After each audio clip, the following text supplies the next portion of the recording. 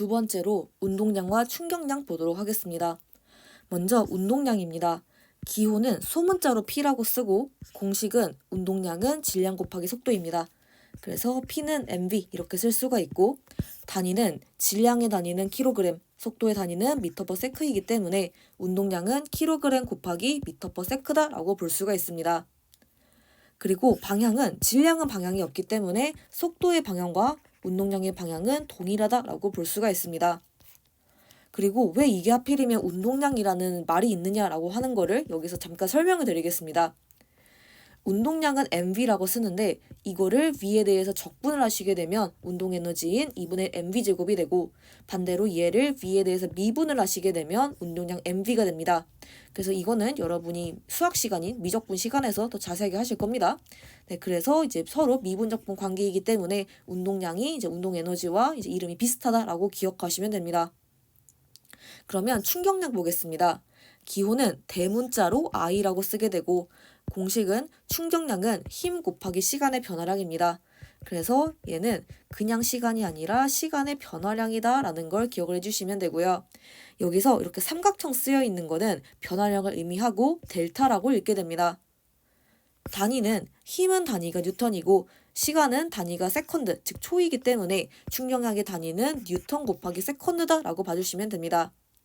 그리고 힘은 F는 ma이기 때문에 힘의 단위를 킬로그램, 즉 질량 곱하기 미터 퍼 세크 제곱, 즉 가속도다라고 볼 수도 있습니다. 그래서 이거를 얘랑 곱하게 되면 충격량의 단위를 킬로그램 곱하기 미터 퍼 세크로 해줄 수도 있게 됩니다. 그리고 충격량의 방향은 시간은 이제 일단 방향이 없습니다. 그래서 힘과 충격량의 방향은 동일하다라고 봐주시면 됩니다.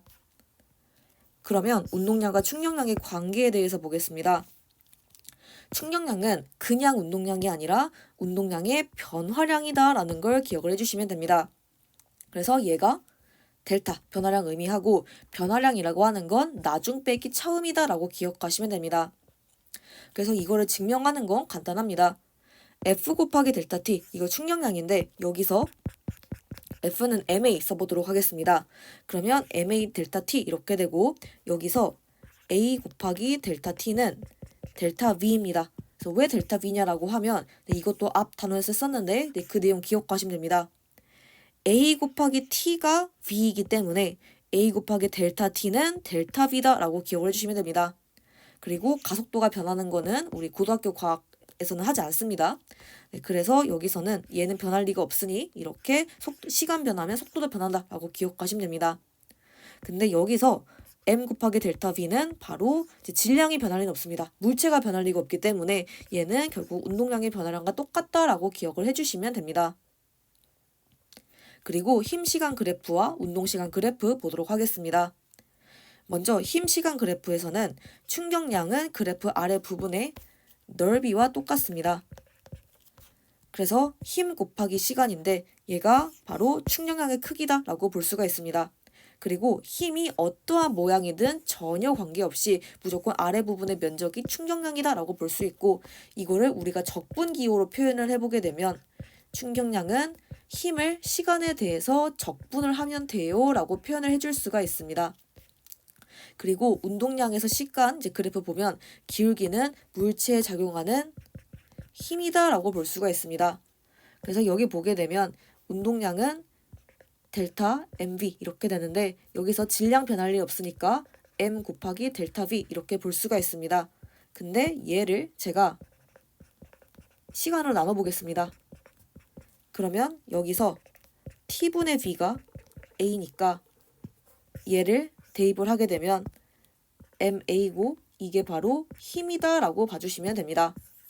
그래서 이거는 외우는 게 아니라 해석을 하자라고 봐주시면 되고 얘네들을 다 합하게 되면 힘을 시간에 대해서 적분을 한 게 충격량이고 충격량은 운동량의 변화량과 똑같구나 라는 걸 이제 같이 연상을 해볼 수가 있습니다. 그러면 다섯 번째로 운동량 보존 법칙 보도록 하겠습니다. 정의는 물체들이 서로 충돌을 할 때 외부 힘이 없다면 충돌 전 물체들의 운동량 총합과 충돌 후 물체들의 운동량 총합이 똑같다라는 의미입니다. 그리고 주의하실 부분이 운동량을 더할 때 반드시 방향을 고려하셔야 됩니다. 지금 운동량은 mv 이렇게 되는데 얘가 방향을 가지기 때문입니다.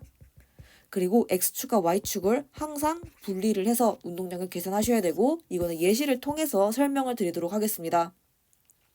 먼저 첫 번째 예시는 간단합니다. 마찰이 없는, 즉 이상적인 상황인 수평면 위에서 질량이 각각 ma, mb이고 속도가 v, vb인 물체를 충돌을 시켰습니다. 근데 충돌시킨 다음에 이쪽으로 v'a, 이쪽으로 v'b 이렇게 속도가 바뀌었다고 합니다. 그리고 작용 반작용 법칙, 즉 뉴턴의 운동체 3법칙에 의해서 충돌을 하는 동안 힘을 이렇게 받게 되고 서로 방향 반대 크기 동일 이렇게 되게 됩니다. 그리고 힘을 받는 시간을 델타 t라고 하면 가속도 법칙, 즉 뉴턴의 운동체 2법칙에 따라서 이러한 식이 성립을 한다고 합니다. 그러면 이거를 정리하면 이렇게 됩니다. 그래서 이거를 보게 되면 운동량 합한 거 다 똑같습니다. 그래서 외부에서 힘이 작용하지 않는 이상적인 충돌 과정이라면 운동량 자체는 각각 변하지만 합은 보존된다라고 기억을 해주시면 됩니다. 그래서 이거는 가장 간단한 예시인데 문제는 충돌 전과 충돌 후가 방향이 좀 바뀌는 경우가 있습니다. 그래서 충돌 전에는 이렇게 있었다가 충돌 후에 얘가 방향이 바뀝니다. 그러면 얘랑 더한 거에서 얘는 그대로 가셔도 괜찮은데 얘가 이쪽이니까 여기서 마이너스다라는 걸 유념을 해주셔야 됩니다. 그래서 제가 이쪽을 플러스로 봤기 때문에 이쪽은 마이너스입니다. 그래서 얘는 마이너스 붙이고 나머지는 다 플러스다라는 거 반드시 유념해 주셔야 됩니다. 그래서 반드시 방향 고려하자라는 걸 기억하시면 되고 그 다음에 이제 세 번째 예시로 x축과 y축 분리하는 예시 보도록 하겠습니다. 처음에 정지해 있는 물체가 있었는데 얘가 쪼개집니다. 쪼개지면서 이렇게 비스듬하게 다 이제 찢어지는 상황이다라고 봐주시면 됩니다. 그래서 얘는 원래는 이 방향, 그리고 얘는 뭐 똑같습니다. 이렇게 방향으로 쪼개졌는데 이렇게 비스듬한 걸 해석하는 건 어렵기 때문에 이거를 x축, y축을 쪼갰고 이거를 x축, y축 쪼갰고 이거는 x축 없으니까 y축만 존재한다라고 봐주시면 됩니다.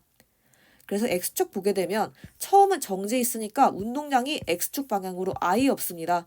그래서 x축 0이고 얘는 y축 방향도 정지해 있으니까 당연히 운동량 제로입니다. 그래서 처음 상태는 0, 0 이렇게 봐주시면 되는데 이때를 보게 되면 얘는 왼쪽으로 이 b만큼 3m이 가지고 있으니까 3 곱하기 2에서 마이너스 6 해주셔야 되고 얘는 x축 없으니까 빵 그리고 얘는 오른쪽 플러스라고 잡았기 때문에 2 곱하기 3 해서 플러스 6 해주시면 됩니다.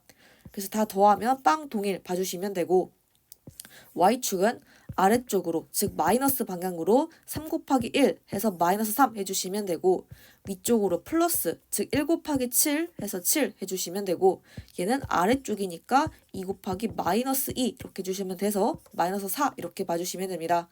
그래서 이제 합하면 운동량 빵 이렇게 봐주시면 됩니다. 그럼 이렇게 해서 운동량 보존 법칙까지 마무리하도록 하겠습니다.